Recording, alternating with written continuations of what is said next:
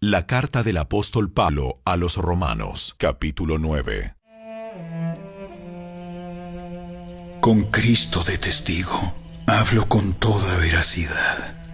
Mi conciencia y el Espíritu Santo lo confirman. Tengo el corazón lleno de amarga tristeza e infinito dolor por mi pueblo, mis hermanos judíos. Yo estaría dispuesto a vivir bajo maldición para siempre, separado de Cristo, si eso pudiera salvarlos. Ellos son el pueblo de Israel, elegidos para ser los hijos adoptivos de Dios. Él les reveló su gloria, hizo pactos con ellos y les entregó su ley. Les dio el privilegio de adorarlo y de recibir sus promesas maravillosas. Abraham, Isaac y Jacob son los antepasados de los israelitas, y Cristo mismo era israelita en cuanto a su naturaleza humana. Y Él es Dios, el que reina sobre todas las cosas, y es digno de eterna alabanza. Amén. Ahora bien, ¿acaso Dios no cumplió su promesa a Israel? No, porque no todos los que nacen en la nación de Israel son en verdad miembros del pueblo de Dios. Ser descendientes de Abraham no los hace verdaderos hijos de Abraham, pues las Escrituras dicen: Isaac es el hijo mediante el cual procederán tus descendientes. Aunque Abraham también tuvo otros hijos, eso significa que no todos los descendientes naturales de Abraham son necesariamente hijos de Dios. Solo los hijos de la promesa son considerados hijos de Abraham, pues Dios había prometido: Volveré dentro de un año, y Sara tendrá un hijo. Ese hijo fue nuestro antepasado Isaac. Cuando se casó con Rebeca, ella dio a luz mellizos. Sin embargo, antes de que nacieran, antes de que pudieran hacer algo bueno o malo, ella recibió un mensaje de Dios. Este mensaje demuestra que Dios elige a la gente según sus propósitos. Él llama a las personas, pero no según las buenas o las malas acciones que hayan hecho.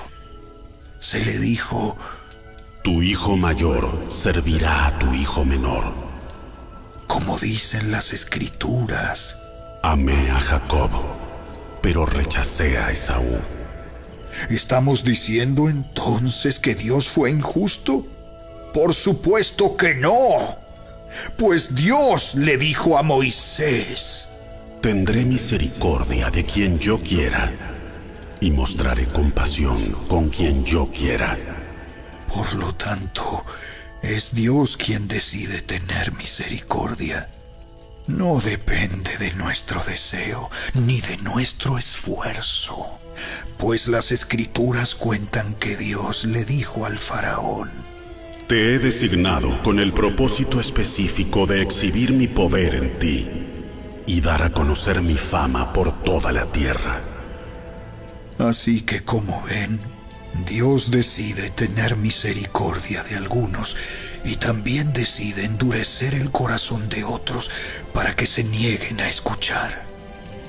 Ahora bien, ustedes podrían decir: ¿por qué Dios culpa a las personas por no responder? ¿Acaso no hicieron sencillamente lo que Él les exige que hagan? No, no digan eso.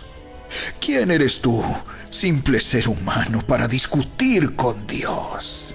¿Acaso el objeto creado puede preguntarle a su creador: ¿por qué me has hecho así?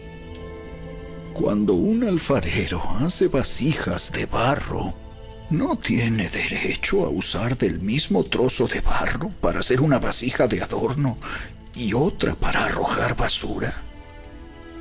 De la misma manera, aunque Dios tiene el derecho de mostrar su enojo y su poder, Él es muy paciente con aquellos que son objeto de su enojo, los que están destinados para destrucción.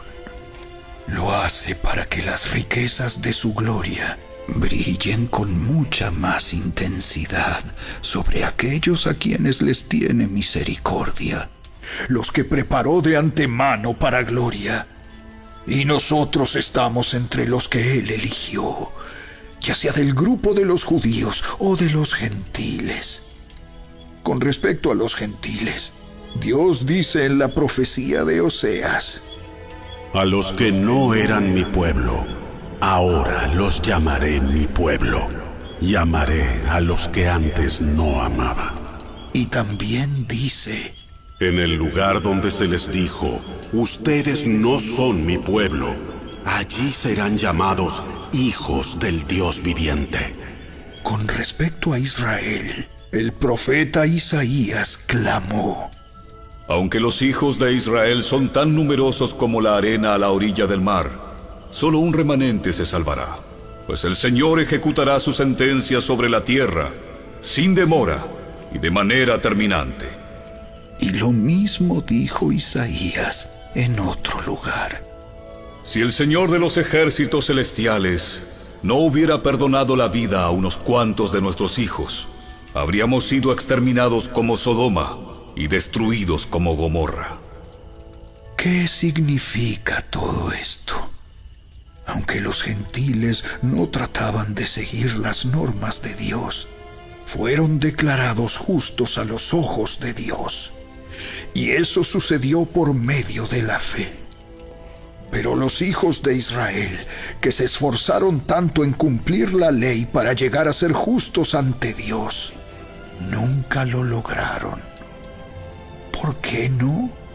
Porque trataban de hacerse justos ante Dios por cumplir la ley en lugar de confiar en Él. Tropezaron con la gran piedra en su camino.